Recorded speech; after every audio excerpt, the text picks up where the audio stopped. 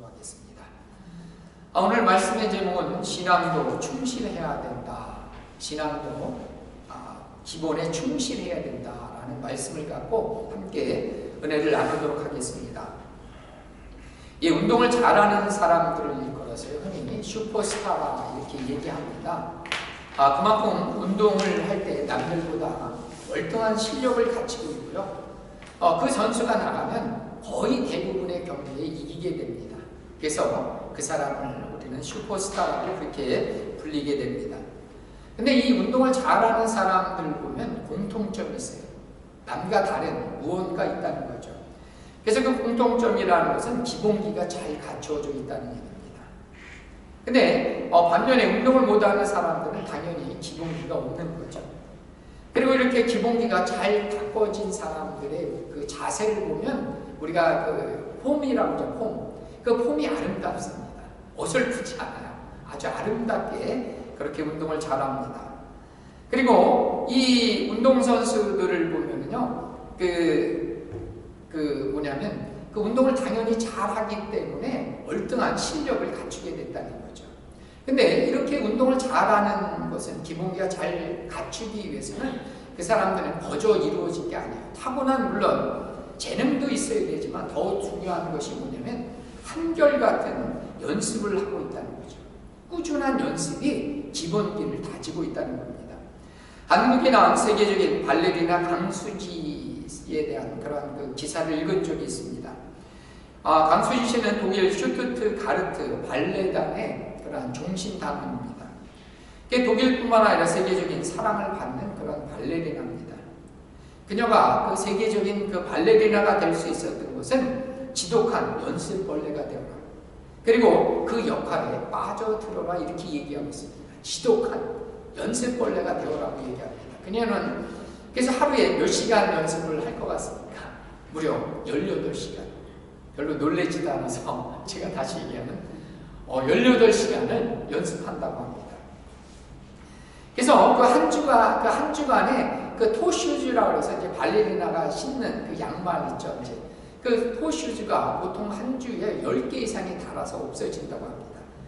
그래서 1년에 그 1000개 이상의 그 토슈즈가 그녀를 통해서 이렇게 바꿔진다고 합니다. 그렇듯이 그렇게 지나친 정도로 많은 연습을 하게 되었기 때문에 가끔 가다 보면 인터넷에 그녀의 발, 강수지의 발이라고 해서 아마 여러분들도 이렇게 사진이나 인터넷에 이렇게 보면 강수지의 발이라고 이렇게 소개한 사진을 아마 본 적이 있습니다. 그래서 얘기했지만 그녀는 연습했기 때문에 자세가 참 아름답습니다. 선이 아름다운 발레리나고요. 그 다음에 그 종목을 당연히 연습했기 때문에 잘하는 그러한 유명한 그런 발레리나가 된 것입니다.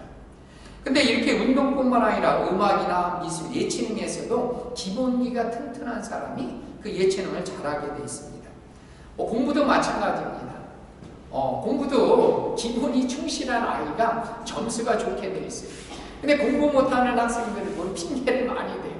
뭐 시험이 어렵다든지 내가 워낙 공부했던 대로 안 나왔다든지 그렇게 핑계를 대고 있지만 그 기본기가 충실한 사람은 난이도에 상관없이 점수가 잘 나오게 되어 있다는 거죠. 그러면 신앙은 어떻다고 생각하십니까? 신앙도 역시 마찬가지입니다. 신앙도 기본기가 있습니다. 그래서 기본에 충실한 사람이 결국은 신앙이 좋을 수밖에 없다는 겁니다. 그래서 오늘 우리가 함께 읽었던 그런 성경 구절은 지난주에 이어서 다니엘에 대한 얘기입니다. 아마 다음 주까지 한 주간을 더 다니엘에 대한 얘기를 하려고 하는데요. 이 다니엘은 주전 605년에 그 바벨론의 느부갓네살 왕이 바벨론 왕 느부갓네살 왕이 이스라엘을 침공하게 됩니다. 그리고 그 유다 사람들, 이스라엘 사람들을 포로로 잡아가게 됩니다. 그래서 3번에 걸쳐서 포로로 잡아가게 됐는데 그 첫 번째 포로로 잡혀갔던 인물 중에 누가 있었냐면 다니엘과 3 친구들이 있었습니다. 그래서 이 다니엘은 포로로 잡혀갔을 때 그냥 그 포로의 신분을 살지 않았어요. 그는 다니엘과 3 친구들은 무엇보다도 왕의 산의 진미를 거부했고요. 그 여호와에 대한 신앙을 지키면서 그 하나님께서 주시는 지혜와 지식을 소유했고 그러면서 모든 환상과 꿈을 하나님께서 깨닫게 해주게 되었습니다. 그래서 이 다니엘은 그 바벨론 왕 느부갓네살 왕 때요 모든 지방의 통치자가 되었고요. 그 다음에 바벨론의 마지막 왕이 벨사살 왕입니다. 그 벨사살 왕 때는 그 세 번째 통치자가 됩니다. 그리고 이 벨사살 왕 때 이제 나라가 망하고요. 그 다음에 메데와 파사라는 나라가 이제 그 나라를 이제 다시 바꿔 세우게 됩니다. 그래서 이 메데 파사의 첫 번째 왕이 다리오 왕입니다. 그래서 이 다리오 왕 시대, 오늘 말씀에 6장 1절에 나오지만 다리오 왕은 이 메데와 파사를 세웠던 첫 번째 왕이 다리오 왕이었습니다. 이 다리오 왕 때도 가장 큰 세 명의 통치자를 세우는데 이 다니엘이 가장 큰 그러한 그 통치자가 그런 역할을 맡게 됩니다.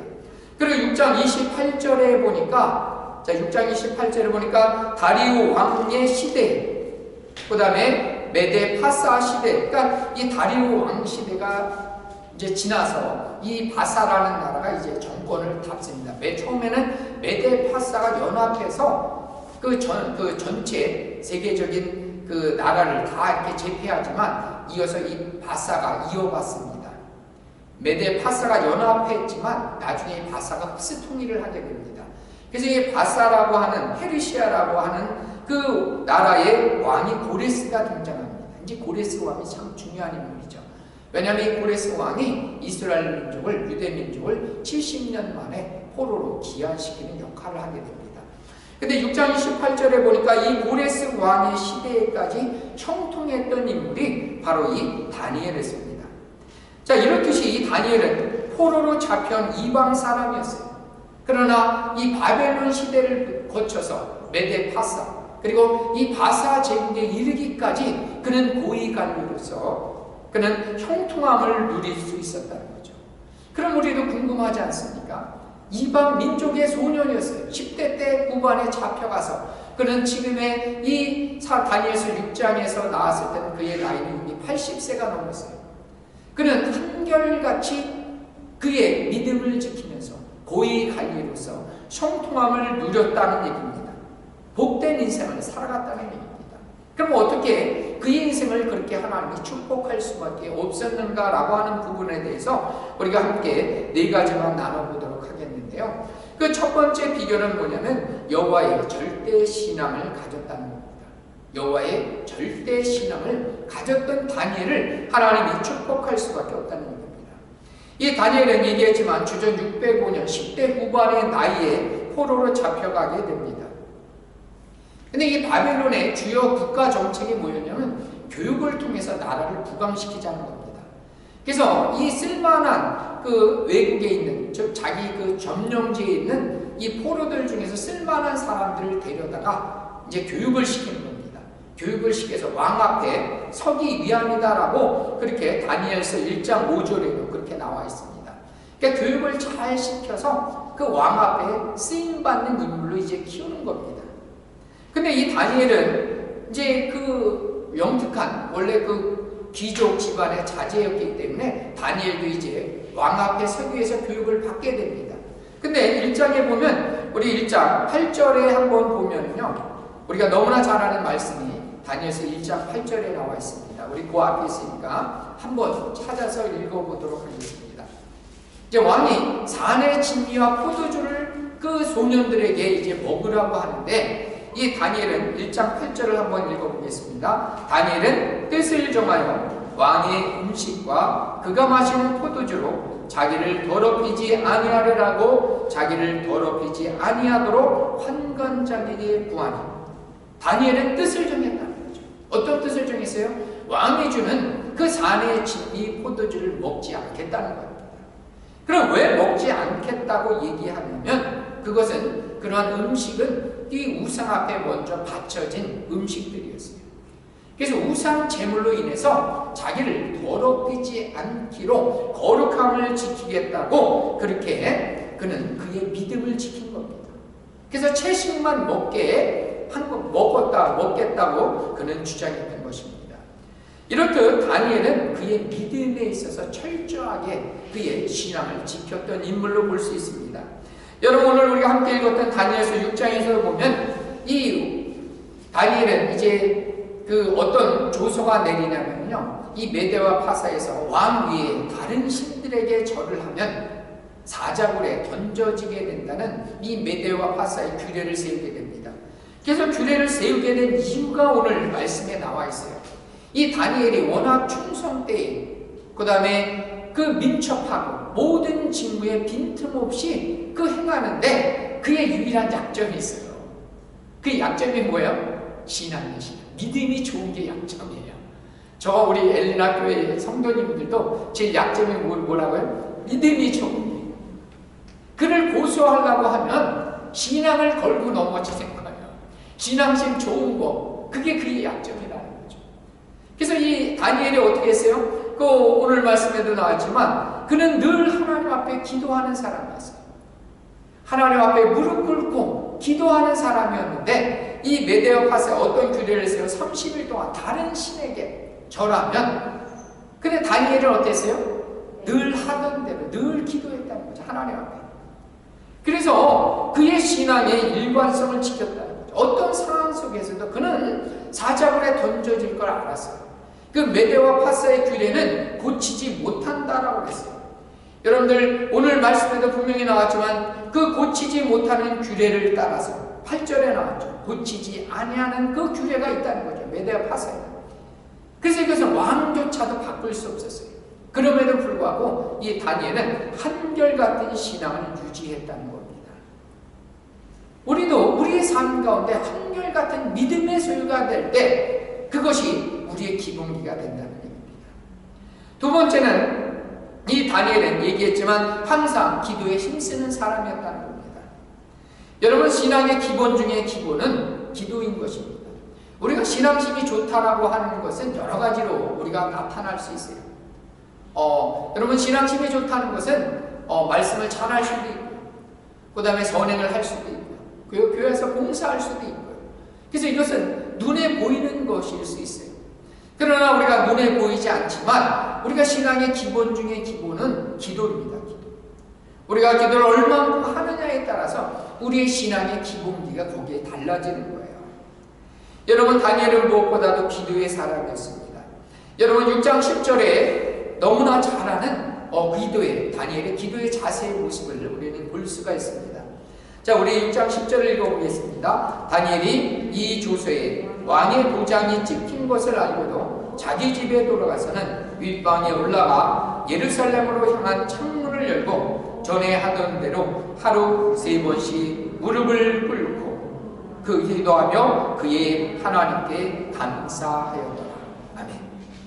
여기서 이 다니엘의 기도의 자세가 4가지가 나오는데요. 그 첫 번째는 다니엘의 기도 자세를 보면 윗방에 올라가 창문을 열고 전에 하던 대로라고 나왔어요. 그래서 이 기도는 어떻게 했다는 겁니까? 날마다 했다는 거죠. 습관을 따라서 늘 그는 기도에 힘쓰는 사람이 되었다는 겁니다. 여러분, 상황이 어렵고 힘들수록 기도해야 되는 겁니다. 그는 죽음의 위협을 무릅쓰고도, 아니 그것을 이기기 위해서 그는 기도에 힘쓴 사람이 바로 다니엘이었다는 겁니다. 자기가 기도하면 죽을 수 있는 거예요. 그럼에도 불구하고 그런 절대절명의 위기 속에서도 그는 전에 하던 대로 창문을 열고 닫고 하는 것도 아니었어요. 창문을 열고. 그 창문을 열었다는 것은 모든 사람들이 그가 기도하는 걸 볼 수도 있는 거예요. 그 말은 즉슨 사자굴에 던져질 위험에 처한다는 거죠. 그럼에도 불구하고 그는 기도했다는 거죠. 그 다음에 얘기했지만 그는 두 번째는 보면 그 창문을 열고 늘 하던 대로 습관을 따라서 기도한 겁니다. 여러분, 예수님께서도 누가복음 22장 39절에 보면 습관을 따라 기도하신 것을 볼 수 있어요. 근데 언제 기도하셨냐면 예수님도 십자가를 지기 전에 특별히 그는 겟세마네 동산에 올라가서 그는 땀방울이 핏방울이 되듯이 떨어지는 그 핏방울처럼 기도에 힘썼던 분이고요. 그 다음에 오늘 말씀해 보니까 무릎을 꿇었다. 그 무릎을 꿇었다는 것은 겸손히 낮아지는 거죠. 왜냐하면 낮아지는 것은 하나님의 주권을 인정합니다. 이 모든 상황을 움직이시고 다스리시고 인도하실 분이 오직 하나님밖에 없는 것을 믿는 겁니다. 그리고 그는 또한 감사하며 기도했다는 거예요. 여러분, 이런 상황에서 감사하며 기도할 수 있을까라고 하는 거죠. 자기가 죽을 수 있는 상황, 기도하면 사자굴에 던져질 수 있는 그런 상황임에도 불구하고 그는 감사하면서 기도했다는 얘기입니다. 여러분, 이렇듯 늘 하던 대로 창문을 열고 기도했던 이 다니엘을 통해서 하나님은 영광을 받으신 겁니다. 사자굴에 던져졌을지라도 하나님은 그 사자굴 속에서도 기도한 다니엘을 지키십니다. 어떻게 지키셨어요? 사자의 입을 봉하셨어요. 사자의 입을 봉하시고 그 역사하시는 하나님의 은혜를 체험한다. 더 큰 어려움과 고난과 환난 가운데 있을지라도 우리가 기도하면 하나님의 더 큰 은혜와 능력과 기적을 체험할 줄 믿습니다. 세 번째는 이 다니엘은 말씀을 묵상하는 사람이었습니다. 다니엘은 얘기했지만 지식과 지혜가 충만했습니다. 그리고 환상과 꿈을 해결할 수 있는 그러한 능력을 지녔습니다. 여러분, 그러나 이러한 능력은 거저 주어진 게 아닙니다. 하나님께서 그의 믿음 위에, 그 다음에 무엇보다도 그가 말씀을 묵상하는 가운데 주어졌음을 우리는 기억해야 됩니다. 여러분, 다니엘서 9장 2절에 보니까 어떤 말씀이 나오냐면, 다니엘서 9장 2절에 보니까 곧 그 통치 원년에 나 다니엘이 책을 통해 여호와께서 말씀으로 선지자 예레미야에게 알려주신 그 연수를 깨달았느니 곧 예루살렘의 황폐함이 70년 만에 그치리라 하신 것입니다. 그 통치 원년은 뭐냐면 고레스 왕이 주전 538년에 이제 그 고레스 바사 제국을 다스리게 됩니다. 그래서 그 538년의 포로 기한을 이제 그 하나님의 약속대로 허락을 하게 되고 주전 536년 2년 정도 준비하고 난 다음에 536년에 포로 기한이 이루어지게 됩니다. 그래서 원래 한 606년에 606년 전에 1차 포로로 잡혀갔어요. 그리고 나서 70년이 지난 536년에 정확히 70년 만에 포로 기한이 이루어지는 그러한 일들이 이루어지는 겁니다. 그래서 이 일은 누가 먼저 깨달은? 예레미야가 먼저 깨달았는데 이 말씀을 다니엘이 묵상하는 가운데 이것을 깨닫게 되고 하나님의 약속이 뭐였어요? 70년 만에 이 포로로 잡고 갔던 이스라엘 백성들이 다시 고국 땅인 유대 땅으로 이스라엘 땅으로 돌아가리라고 하는 그 약속의 말씀을 발견하게 되는 거예요. 깨닫게 되는 거예요. 그리고 그는 약속의 말씀을 깨닫고 하나님 앞에 기도하기 시작합니다. 그래서 먼저는 뭐 했다고요? 하나님의 말씀을 묵상 가운데 깨닫는 겁니다. 그리고 정확히 하나님의 약속대로 70년 만에 그 하나님의 약속은 이루어지게 되는 겁니다. 그래서 하나님의 뜻은 누구를 통해서 이루어져요? 기도하는 사람, 말씀을 읽고 깨닫는 사람, 그 사람들을 통해서 하나님의 역사는 이루어지는 것을 보게 됩니다.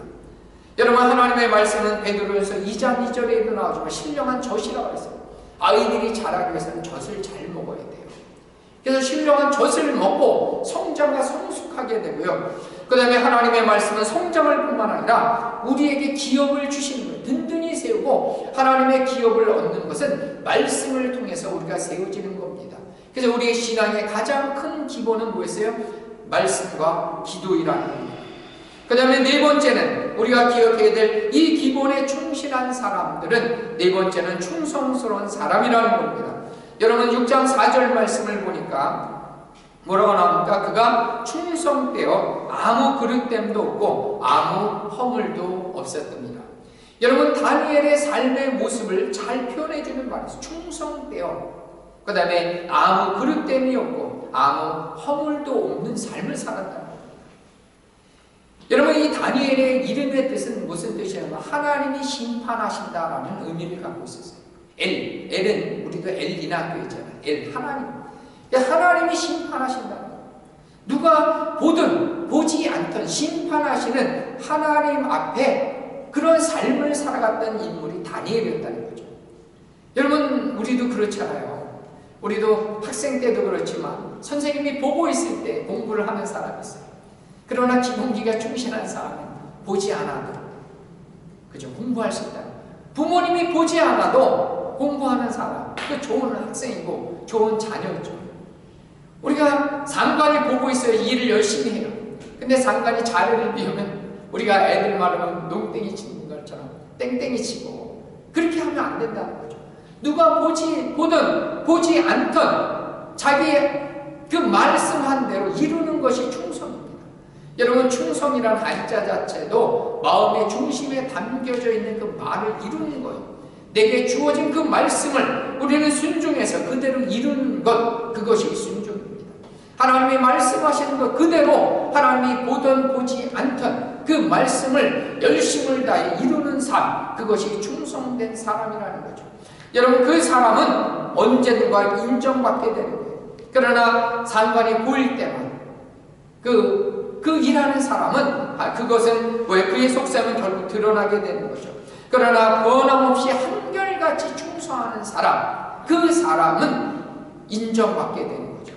여러분, 충성된 뿐만 아니라 그 앞절에 3절에 보니까 마음이 민첩하고 뛰어나다고 했어요. 그러면 왜 충성된 이유가 나온 거죠. 그 충성된 이유가 뭐였다고 그랬어요? 3절에 마음이 민첩하고 충성, 그 다음에 그 고관들에 뛰어났다는 거죠. 여러분, 우리 한글 성경에는 그냥 마음이 민첩하다라고 그랬는데요. 이게 다른 원어적 의미로 보면 그의 안에 탁월한 영혼이 있으므로 이렇게 나옵니다. 탁월한 영혼이 있다라고 이렇게 성경에 소개되고 있고요. 그 영어 버전으로 보면 An excellent spirit was in him. 그 다음 An excellent spirit, 그죠? 탁월한 영이 in him, 그의 안에 있었기 때문에 그는 마음이 민첩한 겁니다. 우리는 흔히 똑똑한 사람, 지혜가 있는 사람이 잘할 것 같죠. 물론 남들보다 뛰어날 수도 있어요. 어느 정도는 뛰어납니다. 그러나 하나님이 축복하시고 하나님이 그 지혜를 축복하시고 하나님이 그 지혜를 사용하실 때 우리는 어떤 인생을 살아요? Excellent Spirit이 우리 안에 주어졌을 때 우리가 비로소 마음이 민첩하고 우리가 충성된 사람이 될 수 있는 거예요. 내가 충성하게 되겠다, 내가 열심을 내게 되겠다는 것은 어느 정도는 가능해요. 그리고 어느 정도는 결과를 만들어낼 수 있습니다. 그러나 탁월한 결과를 만드는 것은 하나님의 능력이 함께해요. 하나님의 능력이 함께할 때 우리는 민첩하고 탁월할 뿐만 아니라 충성되이 많은 사람들 앞에 인정받는 삶을 살아갈 줄 믿습니다. 여러분, 그래서 우리는 특별히 코로나19 시대를 살아가고 있습니다. 여러분들 계속해서 오늘도 주일날 교회 집회에 대한 그런 문자도 받게 되고요. 그 다음에 많은 기독교인들이 욕을 먹는 시대에 살고 있습니다.